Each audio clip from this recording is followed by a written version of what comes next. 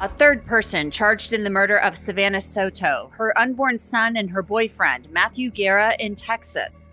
Part of the brutal crime caught on camera, shocking those following the story. A retired homicide sergeant is here to weigh in on the most recent arrest. I'm Angenette Levy. It's Thursday, and this is Crime Fix, Law&Crime's look at the biggest stories in the world of crime. The murder of Savannah Soto, her unborn son, and her boyfriend, Matthew Guerra, is nothing short of tragic and sad. Surveillance cameras captured the murder in San Antonio, Texas last month, just 2 days before Christmas. Soto and Guerra were in a gray Kia captured on surveillance video. Here's a San Antonio PD spokesperson to bring us up to speed. Back on December 23rd, Leon Valley PD reported that Savannah and Matthew Guerra were reported missing to their jurisdiction. On December 26th, SAPD officers received a call for a disturbance. When those officers made that location, they discovered the bodies of Savannah Soto and Matthew Guerra. They were found deceased in their vehicle, the Kia Optima, that had also been reported missing. Earlier this month, on January 3rd, 19-year-old Christopher Preciado and his dad, 53-year-old Ramon Preciado, were arrested and charged with killing Soto, the unborn baby, Guerra, and moving their bodies. But the investigation wasn't over. There was a lot of information on social media that there was a third individual involved.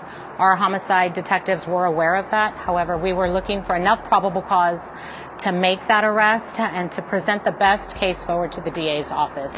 Police say that third person is Myrta Romanos. Police say she's possibly Christopher Preciado's stepmother. She's charged with tampering with evidence, altering, destroying, and concealing a corpse, and abuse of a corpse. And the evidence tying her to the crime is surveillance video from their home, according to police. That video surveillance shows her at the home right after the murders, and she was seen on video surveillance leaving in that black truck that we all saw on the surveillance video, and then returning to her home with Christopher and Ramon in that truck. That tampering with evidence, from what we understand, she stated that was her gun. So we do know that that was her weapon. So how did police know that a third person was involved? Video doesn't lie. Our homicide detectives were aware early on in the investigation that there wasn't a third person involved. We know that from the video surveillance when there is that towel that everyone's talked about being thrown. At that time, we just didn't have enough evidence to say that that was Miss Myrta Romanos. Police say Romanos is not cooperating. You saw her with her head down during that perp walk. They believe that Savannah Soto, Matthew Guerra, and the unborn baby Fabian were killed in the area of Preciado's home. An arrest affidavit quotes Savannah's family as telling police that Matthew sold drugs and had been shot at in the past. Police said Christopher Preciado admitted that Matthew and Savannah went to his home so Matthew could sell marijuana to him. But then Christopher claimed Matthew pointed a gun at him and he was able to grab it and manipulate it, which resulted in Savannah being shot. But detectives say that version of events doesn't line up with the evidence. Joining me to discuss this latest arrest is somebody who's been following the case very closely. He's Joe Giacalone. He's a retired cold case sergeant with the NYPD and also host of True Crime with the Sarge on YouTube, and his show is doing really well. Joe, welcome to Crime Fix. Thanks for coming on. Thanks for having me, Angenette. Joe, what do you make of police making this third arrest? They were able to make the first two arrests pretty quickly, and now they've arrested the stepmom in the case. So your thoughts? Yeah, the police have done a great job putting this case together. They did it pretty quickly, and they seem to give a hat tip out to the public in regards to that possible third person in the vehicle. And they said it more than once about, information that led the police to look further into the video, and I think that was a good move on their part, too, to thank those people who pointed that out. What do you make of what police are saying sounds like some type of motive in this case? They're saying that Savannah Soto's relatives said that her boyfriend, Matthew Guerra, sold drugs and had been shot at in the past and things of that nature. And it sounds like this had something to possibly do with a marijuana sale, and who knows what happened with that. I mean, it's a very sad case. We have a pregnant woman with her boyfriend, and allegedly they were going to this house to make a deal, or at least the boyfriend was. Yeah, the police have been, pretty transparent in this. They say that both of these victims were active drug dealers, where they were using the internet and the cell phones in order to do this stuff. They really haven't told us the exact motive. Was it robbery? Was it a deal gone bad in another aspect? Was it over an argument about how much it should have been and that kind of thing? We don't know any of those details. That'll all flush out as of course, the case proceeds. And they have in San Antonio, they give them 90 days to come up with a grand jury and an indictment. So I think we'll learn more information over the next couple of months. And of course, when the trial comes on, they'll be building out their probable cause and explaining to everybody how they came to the realization that these three individuals were involved in the crime. It sounds like it didn't take long to make this arrest. Obviously, they always suspected a third person was involved because they had that surveillance video where they said that they could see the towel, and everybody saw the towel. That was the big talk on social media. That people were like, "There's somebody's throwing a towel," and they thought, police said Christopher was driving the Kia at that point. So it probably wasn't too hard to connect the dots. They said they just had to track down some surveillance footage.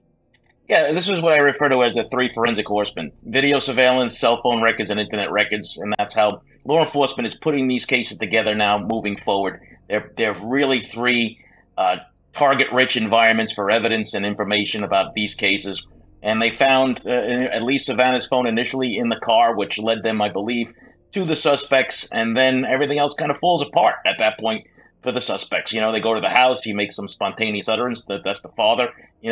Basically, I know why you guys are here. So all of that will be used against them in the court when it happens. But it's actually been an interesting case to see how fast it's developed and how fast the San Antonio Police Department has actually been transparent about things. The press conferences, the perp walks, which, I understand the perp walks is just, one or two things I don't like about it, like letting people really get on top of the suspects. I mean, especially in the state of Texas, we should know about the history of letting people into these perp walks because things can happen badly.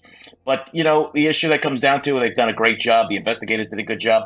And I tell you, what I like about this is the leadership in the police department giving credit where credit's due to the detectives and the supervisors in this case.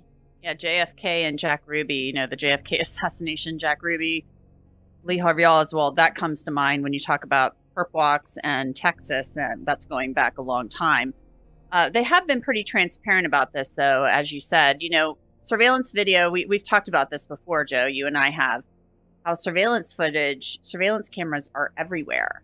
It's everywhere. So I guess I'm just thinking to myself, you can't get away with anything anymore. At least it appears that way. And that, of course, makes me think this wasn't planned. And if it was a really, really bad plan if it went down the way police said it did. Yeah, sometimes, when people panic too, they forget about these things, right? Surveillance videos are everywhere. And this is in a residential property, so to speak. This isn't like from a bank or where most people, believe that the video surveillance is, but they're on street corners. They're in, houses, doorbells that people have on their things. And I believe there is a lot more video evidence in this that we don't know about yet that we'll see during the trial. But yeah, they did a great job with the canvassing, putting that stuff together, securing that video, and then putting it out to the public because it's an important aspect. They might have thought that this was, bigger than it initially was in regards to, chance of retaliation and those kind of things. So they got it out there to let the public know this is the truck we're looking for. This is the person we're looking for, even though they didn't have a really, it was kind of blurry and grainy. But he was a very big guy. So if somebody knew who he was with that truck, they probably tipped him off pretty quick. So, Joe, they don't believe there are any more suspects in this case. They think they've wrapped it up. So any final thoughts on that? Do you see these cases going to trial? Do you see these cases ending in plea deals? There are convictions. Obviously, all three of these people are going to prison for a very long time. Yeah, besides the murder charge, right? So they're waiting to see if they're going to add a third murder charge to the son.